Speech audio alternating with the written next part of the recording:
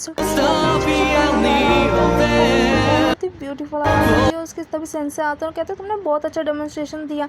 और यहाँ पे कौन है बहुत ही जो अमेजिंग है ना। और कहते हैं इसका डेमोन्स्ट्रेशन ग्रेट था, सब ने दिखाया और सबके बहुत अच्छे थे। यहाँ पे बहुत सारे स्पार्कल्स होते हैं, बोलते हैं कौन है तुम नेक्स्ट, और सारे उसकी तरफ देखने लगते हैं और कहते हैं हम किस तरह का फ्लावर अरेंजमेंट बनाओगे, वो बहुत ही अच्छा होगा ना, वैसे भी आप तो उनकी बेटी हो। और तभी यहाँ पे वो बता दिया वही को कि मुझे अभी तो कुछ भी नहीं है, मैं कैसे करूँगी। और वही कहता है तुम फाइन होगी, तुम ठीक कर सकती हो, और तुम्हारी कैलीग्राफी में क्या जा रहा है। तब वो कहता है मैं अभी तक वो नहीं लिख पाया जो मुझे लिखना है, पर मैं लिख लूँगा। और तब को आना बताती है इचीज़ो भी बहुत अच्छे से गा रहा था, और वो बताता है मैंने उसे देख रखा है गाते हुए। और तभी वहाँ पे इचीज़ो आ जाता है और कहता है अभी तक बाकी नहीं है। कोहाना कहती है मैं उन्हें दोबारा जाकर देखूँगी। तब वो कहते तुम्हें अपने डेमोन्स्ट्रेशन पे समझना चाहिए, उसकी प्रैक्टिस करो।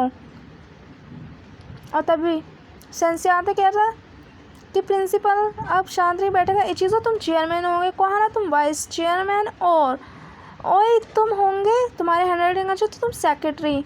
और यहाँ पे वो बताती है जूरी को कि वो वाइस चेयरमैन बन गई, और सब उससे कह रहे होते हैं कि तुम बहुत अच्छा करोगे, हम तुम्हें सपोर्ट करेंगे। और यहाँ पे कोहाना कहती है मैं जिन लोगों को जानती भी नहीं वो भी मुझसे कह रहे हैं। तब जूरी बताती है कि पहली बात तो तुम ट्रांसफ़र हो गए, और दूसरी बात तुम आकांक्षी की बेटी हो। तब बताती है कि 10 साल पहले मेरी मम्मी मुझसे गुजर गई, मैं उन्हीं की तरह चाहती थी, मुझे मेरे डैड याद भी नहीं है, इसलिए मैं अपनी मॉम की तरह बनना चाहती। तभी जूरी कहती है कि तुम्हारी मम्मी ने तुम्हें फ्लावर अरेंजमेंट सिखाया। तब वो कहती है नहीं, पर उनके एल्बम से मैं उन्हें अरेंज करती हूँ, और ये वाला मैं अपने डेमोन्स्ट्रेशन के लिए करूँगी। मुझे आज भी याद है जब मॉम ने ये वाला बनाया था तो उसका स्पार्कल कैसे थे। और यहाँ पे एक लड़का कहता है तुम इसे थोड़ा चख के तो देखो। और तभी एंजेलो आता है और कहता है रिन रिन तुम क्या कर रहे हो, आजकल तुम उसको को ही खाना खिलाते हो, मुझे तो खिला दे करो। तभी वहाँ पे आता है कहता आज तुम नहीं जाओगे। तो एंजेलो कहता कना तो तुम क्या कर रहे हो। तब बोलता हम बास्केटबॉल में स्कोर्स करेंगे।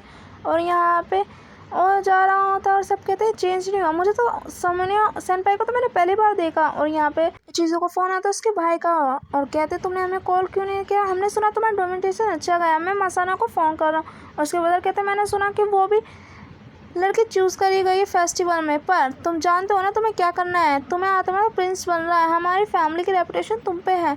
और यहाँ पे हमारी कोहाना बिल्कुल अच्छा कर रही होती, सब कह रहे तो तुम कर सकती हो, और वो भी बहुत खुश होती है और कहती है इनकी स्मेल कितनी अच्छी है ना, मैंने कभी नहीं देखा था। और तब वो बोलते मैं कर सकती हूँ, और वो बहुत मेहनत कर रही होती है, पर उसमें से स्पार्कल्स नहीं लिख रहे होते, सब देख रहे होते क्या ये सुंदर तो है पर कुछ भी नहीं हुआ। तभी वहाँ पे सेंसे आते हैं और कहते हैं कि ये ज़्यादा प्रेशर की वजह से हुआ है, तुम्हें ये करने की ज़रूरत नहीं है, तुम अपने नेक्स्ट डेमोन्स्ट्रेशन में कर सकते हैं। चीज़ों आता है और कहते हैं तुम अभी भी लाइट ऑफ आर्ट नहीं कर पाई, अगर तुम ऐसे करोगी तो तुम्हें अटेंडिंग हाउस से निकालना पड़ेगा। और वो कहते कहीं नहीं।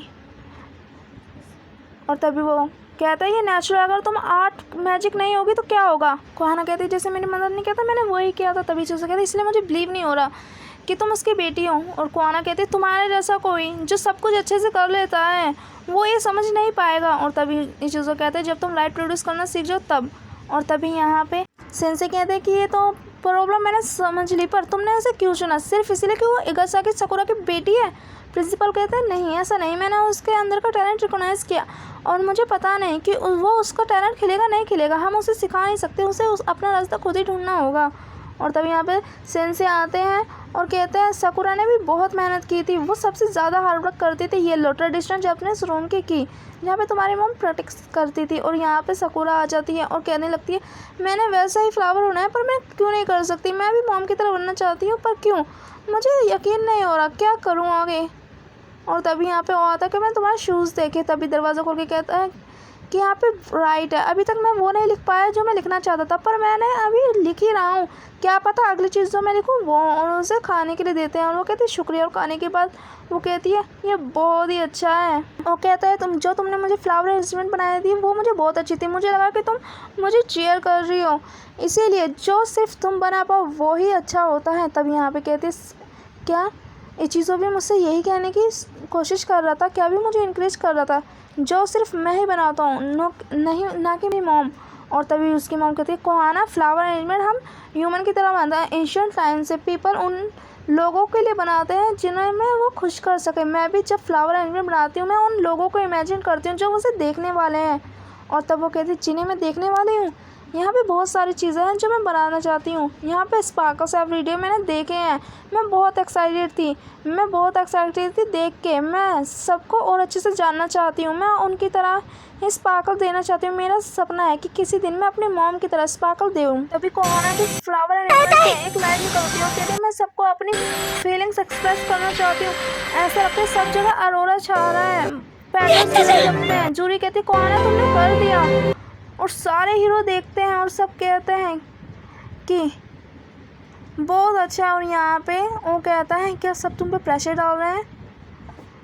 और ये चीज़ों कहता है इसकी तुम्हें कोई ज़रूरत नहीं है, मेरा बिजनेस है और कुछ भी नहीं करा। तभी वो कहता है मैं देखना चाहता जिस तरह से तुम गाना गाते थे। और यहाँ पे कोहाना आती है और अपनी मॉम को देखती है और आगे एपिसोड में सब आ जाते हैं।